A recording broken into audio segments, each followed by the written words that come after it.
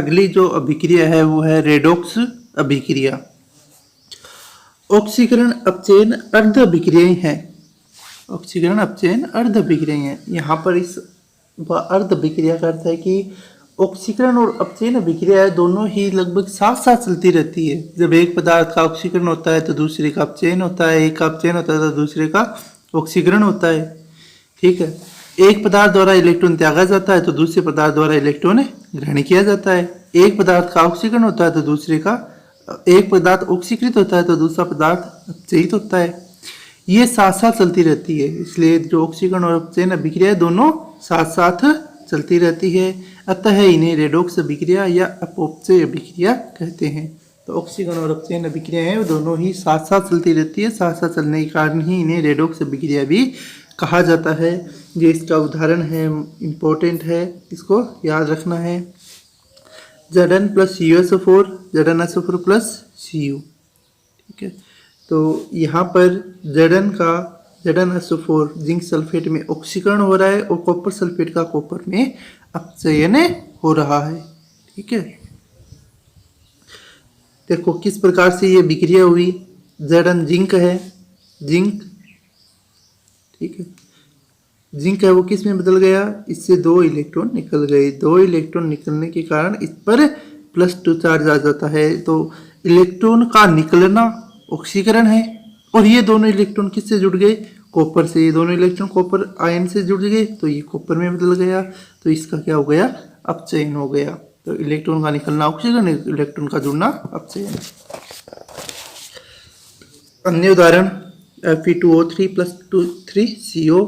तो Fe2O3 का Fe में अपचयन हो रहा है तो CO कार्बन मोनोऑक्साइड का CO2 कार्बन डाइऑक्साइड में ऑक्सीकरण हो रहा है।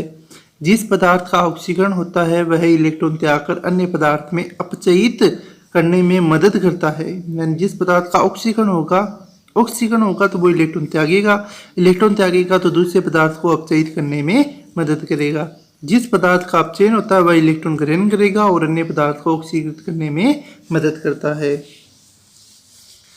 फिर है उदासीनीकरण अभिक्रियाएं। ठीक है, उदासीनीकरण अभिक्रिया पहले पिछले चैप्टर में भी पढ़ चुके हैं काफ़ी बार। उदासीनीकरण तो अम्ल व क्षार क्रिया कर लवण व जल बनाते हैं, इसे उदासीकरण अभिक्रिया कहते हैं। अम्ल और क्षार आपस में क्रिया करके लवण और जल का निर्माण करते हैं, इसे ही उदासीनीकरण अभिक्रिया कहा जाता है। अम्ल के हाइड्रोजन आयन क्षार के हाइड्रोक्सिल आयन से अभिक्रिया करके जल बनाता है। यानी HCl NaOH, तो ये दोनों आपस में क्रिया की, इन्होंने आपस में क्रिया की तो NaCl प्लस H2O का निर्माण हुआ। ठीक है, जल का निर्माण किस प्रकार हुआ वो बता रखा है। तो ये H आयन और ये OH आयन, ठीक है, हाइड्रोजन आयन और हाइड्रोक्सिल आयन दोनों आपस में क्रिया करके जल के अणु का निर्माण करते हैं। ठीक है, अब उदासीनीकरण अभिक्रिया है वो 3 प्रकार से संपन्न हो सकती है। पहला, जब प्रबल अम्ल व प्रबल क्षार मिलते हैं तो विलयन उदासीन होता है क्योंकि ये दोनों पूर्णतः आयनित हो जाते हैं। अम्ल द्वारा दिए गए 1 मोल हाइड्रोजन आयन क्षार के 1 मोल हाइड्रोक्सिल आयन से क्रिया करके जल बनाते हैं, वो उदासीन हो जाते हैं, तब विलयन की pH 7 होती है। ठीक है, तो प्रबल अम्ल और प्रबल क्षार आपस में क्रिया करके लवण और जल बनाते हैं। दोनों ही प्रबल है तो दोनों ही जल के अंदर पूर्ण आयनित हो जाएंगे। ठीक है, तो जो अम्ल द्वारा जो 1 मोल H आयन है वो क्षार के 1 मोल हाइड्रोक्सिल आयन से क्रिया करके जल बना लेंगे। यहाँ पर H प्लस और OH दोनों मात्रा समान है आयन की, तो ये जल के अणु वो बना लेंगे। अतः ये उदासीन होते हैं, इनके जो लवण है वो क्या होते हैं, उदासीन होते हैं और इसकी pH है वो 7 होती है। 2 नंबर दूसरा देखो, सभी दुर्बल क्षार व प्रबल अम्ल के मध्य होने वाली उदासीनीकरण अभिक्रिया में क्षार पूर्णतः आयनित नहीं होती है। ठीक है, क्षार पूर्णतः आयनित नहीं होती है। क्यों नहीं होगी, क्योंकि अम्ल है वो प्रबल है, अम्ल प्रबल है और क्षार दुर्बल है। अम्ल प्रबल होने के कारण पूर्णतः आयनित हो जाएगा, क्षार दुर्बल होने के कारण पूर्णतः आयनित नहीं होगी। अतः विलयन में अम्ल व क्षार के समान मोल लेने पर H प्लस आयनों की मात्रा OH माइनस आयनों की मात्रा से अधिक होती है। H प्लस आयन है ये अधिक मात्रा में होंगे, प्रबल है। OH माइनस आयन है ये कम मात्रा में होंगे, ये अधिक मात्रा में है। OH माइनस आयन क्या है? अधिक मात्रा में। तो OH माइनस आयन अधिक मात्रा में है तो ये अम्लीय होते हैं। अम्लीय कब होंगे? जब pH है वो 0 से 7 के बीच में होगी। ठीक है, तो अतः विलयन की जो pH है वो 7 से कम होगी। तो प्रबल अम्ल और दुर्बल क्षार से बने जो लवण हैं वो अम्लीय लवण होते हैं। वो लवण कैसे होंगे? अम्लीय। इसकी pH है वो 7 से कम होगी। ठीक है, उदाहरण है HCl plus NH4OH ammonium hydroxide और हाइड्रोक्लोरिक अम्ल। इससे अमोनियम क्लोराइड लवण बनता है और जल का निर्माण होता है। तीसरा पॉइंट देखो सभी, दुर्बल अम्ल व प्रबल क्षार के मध्य होने वाली क्रिया में, दुर्बल अम्ल व प्रबल क्षार यानी इस वक्त अम्ल है वो दुर्बल है, क्षार है वो प्रबल है। तो क्रिया में अम्ल पूर्णतः आयनित नहीं होता है। अम्ल पूर्णतः आयनित नहीं होगा क्योंकि अम्ल दुर्बल है, क्षार पूर्णतः आयनित हो जाएगा। अतः विलयन में अम्ल व क्षार के समान मोल लेने पर विलयन में OH माइनस आयनों की अधिकता होगी, क्योंकि OH माइनस है ये पूर्णतः आयनित हो गए, ये पूरे आयनित हुए नहीं। तो OH माइनस आयन की अधिक होगी, OH माइनस आयन अधिक होंगे तो विलयन सारी होगा, यानी इसकी pH है वो 7 से अधिक होगी।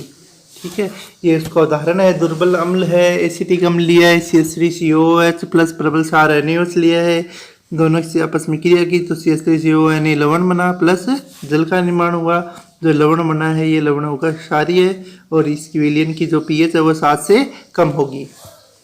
उत्प्रेरक। अगली जो पॉइंट है अपना, अगला पॉइंट है चैप्टर का, उसका नाम है उत्प्रेरक। ठीक है, वे पदार्थ जो रासायनिक अभिक्रिया के वेग को परिवर्तित कर देते हैं परंतु स्वयं परिवर्तित नहीं होते हैं, इस घटना को उत्प्रेरण कहते हैं। ठीक है, उत्प्रेरक क्या होते हैं? वे पदार्थ जो रासायनिक अभिक्रिया के वेग को परिवर्तित कर देते हैं परंतु स्वयं अपरिवर्तित रहते हैं। स्वयं में कोई भी परिवर्तन नहीं होगा, स्वयं अपरिवर्तित रहते हैं, स्वयं अपरिवर्तित रहते हैं। ठीक है, इससे तो इन पदार्थों को उत्प्रेरक कहा जाता है। उत्प्रेरक क्या होते हैं? वे पदार्थ जो रासायनिक अभिक्रिया के वेग को परिवर्तित कर देते हैं, यानी कोई भी रासायनिक अभिक्रिया हो रही है, उस रासायनिक अभिक्रिया में अगर हम कोई और पदार्थ डालते हैं तो उस पदार्थ डालने पर वो अभिक्रिया बहुत तेजी गति से संपन्न होती है, धीरे गति से संपन्न होती है, उसका वेग में परिवर्तन आ जाएगा। तो और उन पदार्थों में कोई भी परिवर्तन नहीं होगा, इससे पदार्थ उत्प्रेरक कहलाते हैं। और उत्प्रेरक होने की क्रिया को, इस घटना को उत्प्रेरण कहा जाता है। ठीक है, उदाहरण है 2KClO3, इसको गर्म किया मैग्नीज ऑक्साइड की उपस्थिति में तो 2KCl प्लस 3O2 बना। तो ये मैग्नीशियम ऑक्साइड है यहाँ पर लिखा हुआ, ये उत्प्रेरक का कार्य कर रहा है। इसे तीर के निशान के ऊपर लिखते हैं, उत्प्रेरक को तीर के निशान के ऊपर लिखा जाता है। उत्प्रेरक है वो अलग अलग प्रकार के होते हैं। सबसे पहले हम पढ़ेंगे भौतिक अवस्था के आधार पर, यानी ठोस है, द्रव है, गैस है, इनके आधार पर। भौतिक अवस्था के आधार पर, भौतिक अवस्था के आधार पर उत्प्रेरक दो प्रकार के होते हैं, एक तो होता है समांगी और एक होता है विसमांगी। पहला पढ़ते हैं समांगी उत्प्रेरक। समांगी उत्प्रेरक किसे कहते हैं? देखो, जब रासायनिक अभिक्रिया में उत्प्रेरक, अभिकारक व उत्पाद तीनों समान भौतिक अवस्था में होते हैं तो उत्प्रेरक समांगी उत्प्रेरक कहलाता है, इसे समांगी उत्प्रेरण कहते हैं। जब अभिकारक, उत्प्रेरक और उत्पाद तीनों की भौतिक अवस्था समान हो, उदाहरण देखो CH3COOC2H5, ये है, इसकी भौतिक अवस्था क्या है? लिक्विड L, जलीय विलयन जल में है, प्लस H2O लिक्विड, हाइड्रोक्लोरिक अम्ल एक्वेटिक, क्या बना? CH3COOH aquatic, C2H5OH liquid. अभिकारक की भौतिक अवस्था लिक्विड है, उत्प्रेरक की भौतिक अवस्था लिक्विड और उत्पाद की भौतिक अवस्था भी लिक्विड। तीनों की भौतिक अवस्था समान है, समान होने के कारण इसको समांगी उत्प्रेरक कहते हैं। दूसरा होता है विषमांगी उत्प्रेरक। जब रासायनिक अभिक्रिया में अभिकारक एवं उत्प्रेरक की भौतिक अवस्था भिन्न भिन्न होती है, जब रासायनिक अभिक्रिया में अभिकारक और उत्प्रेरक की भौतिक अवस्था भिन्न भिन्न होती है तो उत्प्रेरक को विषमांगी उत्प्रेरक कहते हैं। तो ऐसे उत्प्रेरक क्या कहलाते हैं? विषमांगी उत्प्रेरक। तथा इस क्रिया को विषमांगी उत्प्रेरण कहते हैं। उदाहरण देखो, N2+3H2 नाइट्रोजन में हाइड्रोजन गैस, ये दोनों गैसीय अवस्था में है। आयरन ये है सॉलिड अवस्था में और बन रहा है अमोनिया गैस अवस्था में। तो अभिकारक की गैसीय अवस्था है, उत्प्रेरक की ठोस अवस्था है। तो अभिकारक और उत्प्रेरक दोनों की भौतिक अवस्था अलग अलग है। दोनों की भौतिक अवस्था अलग अलग होने के कारण उत्प्रेरक कौन सा हो गया? विषमांगी उत्प्रेरक। वनस्पति तेल लिक्विड है प्लस हाइड्रोजन। जब वनस्पति तेल में हाइड्रोजन गैस प्रोवाइड की जाती है तो वनस्पति घी का निर्माण होता है। यहाँ पर यह क्रिया है वो निकल धातु की उपस्थिति में होती है। वनस्पति तेल का हाइड्रोजनीकरण की क्रिया है जिससे वनस्पति घी का निर्माण होता है। ये क्रिया निकल धातु की उपस्थिति में होती है। इसमें अभिकारक है, अभिकारक लिक्विड और गैसीय अवस्था में है और उत्प्रेरक है वो ठोस अवस्था में है। तो अभिकारक और उत्प्रेरक है, इनकी भौतिक अवस्था समान नहीं है। भौतिक अवस्था समान नहीं है तो ये विषमांगी उत्प्रेरक हो गया। सूक्ष्म विभाजित निकल धातु उत्प्रेरक की उपस्थिति में वनस्पति तेलों को हाइड्रोजनीकरण करके वनस्पति घी बनाया जाता है। यहाँ तेल द्रव अवस्था में, हाइड्रोजन गैसीय अवस्था में और निकल तथा घी ठोस अवस्था में है। फिर उत्प्रेरक है वो क्रिया के आधार पर उत्प्रेरकों के प्रकार। क्रिया के आधार पर उत्प्रेरक अलग अलग प्रकार के होते हैं। सबसे पहला है धनात्मक उत्प्रेरक। रासायनिक अभिक्रिया के वेग को बढ़ाने वाले उत्प्रेरक को धनात्मक उत्प्रेरक कहते हैं। वे उत्प्रेरक जो रासायनिक अभिक्रिया के वेग को बढ़ा देते हैं वे धनात्मक उत्प्रेरक कहलाते हैं। यानी अभिक्रिया के वेग को तेजी से कर देते हैं, अभिक्रिया बहुत तेजी से संपन्न होती है इनके कारण।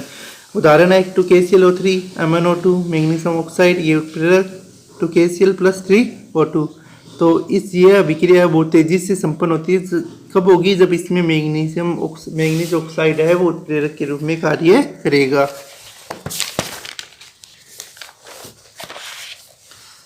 अगला है ऋणात्मक उत्प्रेरक। रासायनिक अभिक्रिया के वेग को कम करने वाले उत्प्रेरक ऋणात्मक उत्प्रेरक कहलाते हैं। वैसे उत्प्रेरक जो रासायनिक अभिक्रिया के वेग को कम कर देते हैं उन्हें ऋणात्मक उत्प्रेरक कहा जाता है। उदाहरण देखो, मोस्ट इंपोर्टेंट उदाहरण है यह है हाइड्रोजन परऑक्साइड 2H2O2। ग्लिसरॉल की उपस्थिति में जल और ऑक्सीजन में टूट जाता है। ठीक है, तो ये जब ग्लिसरॉल की उपस्थिति में हाइड्रोजन पेरोक्साइड के अपघटन की दर कम हो जाती है, हाइड्रोजन पेरोक्साइड का संग्रहण करने के लिए इसमें ग्लिसरॉल मिलाते हैं। तो हाइड्रोजन पेरोक्साइड है, इसको संग्रहित रखने के लिए, इसका संग्रहण करने के लिए इसमें थोड़ी मात्रा में ग्लिसरॉल मिलाकर रख देते हैं। तो इसमें ग्लिसरॉल मिलाकर रख देने से क्या फ़ायदा होगा कि हाइड्रोजन पेरोक्साइड है इसका अपघटन नहीं होगा है। ठीक है, तो ऐसे उत्प्रेरक जो रासायनिक अभिक्रिया के वेग को कम कर देंगे वो क्या कहलाते हैं? ऋणात्मक उत्प्रेरक। एक और अभिक्रिया देखो, क्लोरोफॉर्म CHCl3, ये है क्लोरोफॉर्म। ठीक है, प्लस O2 एथिल एल्कोहल की उपस्थिति में, यानी एथिल एल्कोहल है वो उत्प्रेरक का कार्य कर रहा है। 2COCl2+2HCl क्लोरोफॉर्म वायु की ऑक्सीजन से में स्वतः ही ऑक्सीकृत होकर फॉस्फीन बनाता है। ठीक है, इस क्रिया को मंद करने के लिए एथेनॉल मिला दिया जाता है। अब ये स्वतः ही ऑक्सीजन से क्रिया करके है ना, फोस्जीन, ये है इस पदार्थ का नाम क्या है? फोस्जीन। ठीक है, फोस्जीन एक जहरीली गैस होती है। क्लोरोफॉर्म वायु से अपने आप ही क्रिया करके है ना जहरीली गैस फोस्फीन बना लेता है। लेकिन जब क्लोरोफॉर्म में एथिल एल्कोहल मिलाकर रख दिया जाता है तो ये क्रिया बहुत ही धीरे गति से होती है, बहुत ज़्यादा समय लगता है। तो ये ऋणात्मक उत्प्रेरक का उदाहरण हो गया। फिर है स्वतः उत्प्रेरक। जब किसी रासायनिक अभिक्रिया में बना उत्पाद स्वयं ही उत्प्रेरक का कार्य करे तो वह उत्पाद स्वतः उत्प्रेरक कहलाता है। स्वतः उत्प्रेरक देखो CH3COH CO C2H5+H2O। CH3COH plus C2H5। यहाँ पर ये अभिकारक, ये उत्पाद, जैसे अभिकारक है आपस में क्रिया करके उत्पाद बनाते हैं, तो उत्पाद खुद ही उत्प्रेरक का कार्य करने लग जाते हैं। जैसे ही थोड़ा सा उत्पाद बनेगा, अभिक्रिया वो तेज गति से संपन्न होगी।